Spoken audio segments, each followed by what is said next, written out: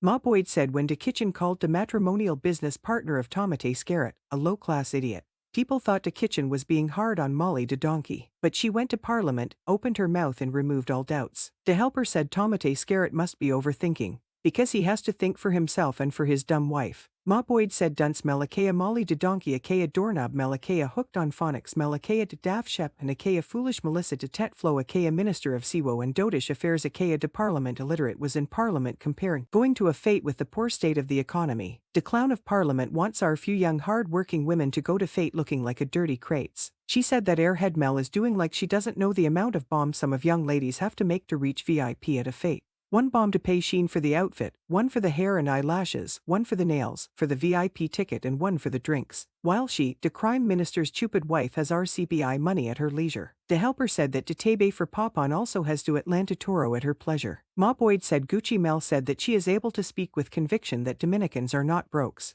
because her government erected 10 kiosks on her promenade. They even gave to laziness and most parasitic rasta, Sean Rastaphan an erected kiosk. But his kiosk is always deflated. The helper said that the Mel mama with the erected kiosk next to the washroom needs to show Sean Rastaphan how to keep his kiosk erected. Ma Boyd said that the worst thing about the First Lady of Stupidity's presentation in Parliament is the support from the purchased kindergarten ministers and a PS she said that Têt Fló was spewing raw sewage into Roseau River. But those parliamentary imbeciles were clapping in rehearsed support. And you could see the PS in tourism, Ras Lisa nodding her head as artificial support. Pure classless. The helper said that the former Fairytale Queen must be at her home laughing, drinking wine and singing, play One For Melo. The chef said she was informed and confirmed that Mosquito Pupa Capital's Ocean Edge Hotel received a falling grade for 5-star status. She said that the assessors came to Dominica upon Meg Floyd's request and basically trashed the 5-star application because of poor construction by the Chinese contractors. The helper said just home jackass Mel wants First Lady status, but she is too dumb to know that the wife of the president is the First Lady. The chef said in those passport vendors' desperate attempt to wash CBI money, rushing construction with unapproved plans continue to backfire. She said that the physical planning division has no application on file for this hotel development. The helper said just how there were no planning approvals for the construction of the ghetto apartments and health centers, and not how calling McIntyre needs no approval to feed Lil Willie Tony's bird.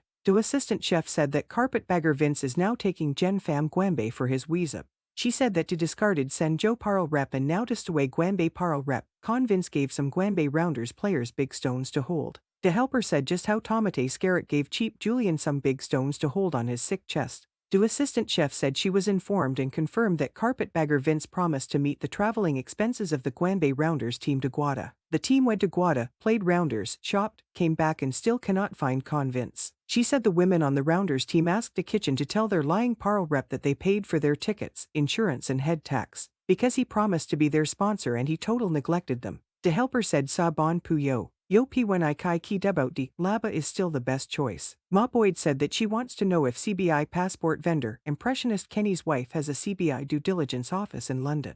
The chef said that she wants to know if Doorknob Mel would let shoplifter toddler Lackey work in her store, Dunce and Diggers. The assistant chef said she wants to know why no backbone Marcus tried to put a sewage system for the La Plaine ghetto apartment building on private property. The helper said that he wants to know what happened to the $8,500 that was given to the Dublank Laba Committee for the recent village feast.